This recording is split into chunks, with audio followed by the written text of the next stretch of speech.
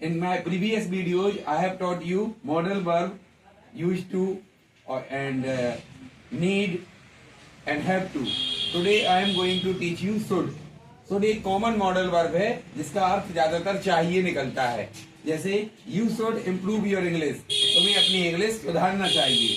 He should learn computer, उसे computer सीखना चाहिए। Children should play outside, बच्चों को बाहर खेलना चाहिए। We should go now, हमें अब जाना चाहिए। You should not wear this, तुम्हें यह ड्रेस नहीं पहनना चाहिए। People should rest now, व्यक्तियों को अभी आराम करना चाहिए। मतलब कोई भी चीज सिंपल वे में यदि हम सजेशन दे रहे हैं कि ये चाहिए, जिसमें कोई कंपल्सन नहीं है, कोई एडवाइस नहीं है, जनरल एडवाइस है, तो वहां पर हम सीधा सीधा शुड का प्रयोग करते हैं। जैसे हमने कह दिया you should get up early in the morning, you should take food on time, you should study 2 hours daily, you should not do this, you should I go now, क्या मुझे अभी जाना चाहिए। मतलब इंट्रागेटिव भी हो जाएगा तो इंट्रागेटिव में शुड को आगे रख देंगे, नेगेटिव रहेगा तो वहां पर नॉट लगा देंगे। जैसे इसी को हमें कहना है कि you should not improve your English, तो इंग्लिश नहीं सुधारना चाहिए। और इसी को क्वेश्चन में कहना है तो should you improve your English, या तुम्हें इंग्लिश सुधारना चाहिए। ठीक है ना। इसी के WH फॉर्म वाले भी बना सकते हैं। What should I do now, अब मुझे क्या करना चाहिए। वेयर शुड आई सिट, मुझे कहाँ बैठना चाहिए। व्हाई शुड आई गो, मुझे क्यों जाना चाहिए। तो ये शुड का प्रयोग सिंपल वे में रहेगा। दूसरा होता है मस्ट का प्रयोग। अब मस्ट वाला प्रयोग बताते हैं। तो मस्ट वाला जो प्रयोग रहेगा उसमें एक अवश्य चाहिए होता है, एक एडवाइस जो होता है वो ऑर्डर के रूप में होती है। जैसे ये है हमारा मस्ट का प्रयोग।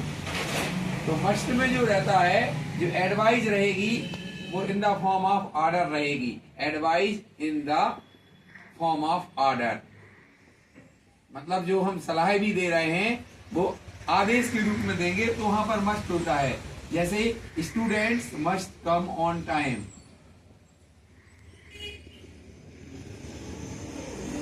छात्रों को समय पर आना चाहिए। You must improve your personality, you must improve your personality before join this company, तुम्हें इस कंपनी को ज्वाइन करने से पहले अपनी पर्सनालिटी इंप्रूव करना चाहिए। तो यहाँ एक एडवाइस भी है और इन द फॉर्म ऑफ ऑर्डर भी है। जैसे हमने कहा children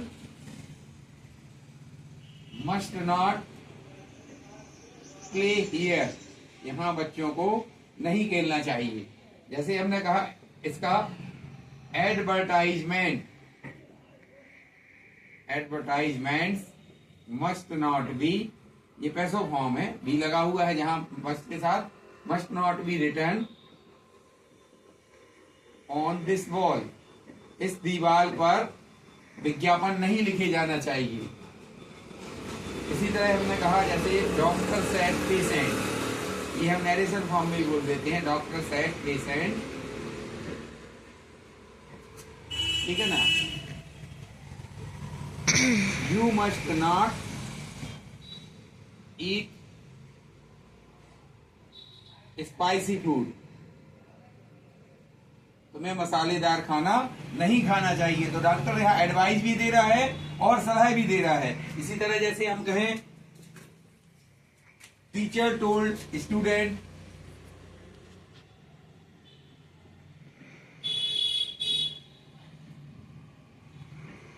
you must not bring mobile in class, तो ये एडवाइस भी और ऑर्डर भी है कि क्लास में तुम्हें मोबाइल नहीं लेके आना चाहिए।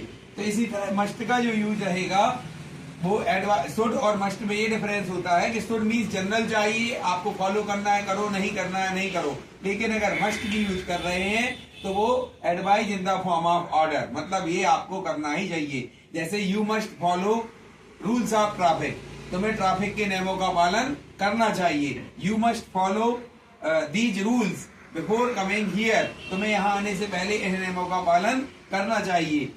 You must citizen must follow rules and regulation of the city, तो सिटीजन्स के लिए शहर के नियमों का पालन करना चाहिए। तो यहाँ पर क्या हो जाता है ये अवश्य चाहिए। अब एक और चाहिए वाला रहेगा हमारा मॉडल वर्ब, वो मॉडल वर्ब होता है ought to। क्या होता है? ought to, OUGHT, ought to। इसका मतलब होता है ये मोरल ऑब्लाइजेशन में होता है। मोरल ऑब्लाइजेशन मतलब नैतिक बंधन में। इसका यूज किस में होगा? नैतिक बंधन में। नैतिक बंधन में क्या आता है? जैसे बड़ों की आज्ञा का पालन करना, ट्रैफिक के नियमों का पालन करना, ठीक है, सभी की रिस्पेक्ट करना, ये आएगा। जैसे people ought to follow traffic rules।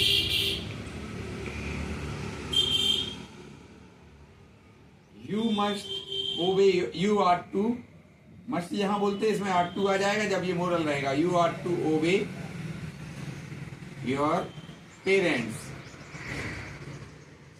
तुम्हें अपने माता पिता की आज्ञा का पालन करना चाहिए। Students ought to obey their teacher।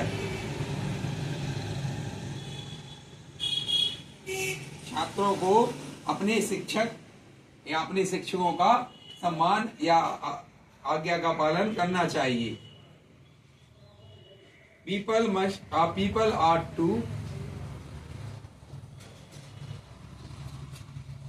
follow rules of road. व्यक्तियों को सड़क के नियमों का पालन करना चाहिए। You ought not to insult old people। वृद्ध व्यक्तियों का अपमान नहीं करना चाहिए, ये मोरलिटी है। इसी तरह और भी हो सकता है मोरलिटी में, जैसे हम कहें you ought to follow rules of your school। you ought not to waste public property। मतलब ये हमारी एक नैतिकता है कि हमें पब्लिक प्रॉपर्टी को वेस्ट नहीं करना चाहिए। तो इसी तरह हमें ये तीनों यूज याद रखना है। ये आज के लिए काफी है।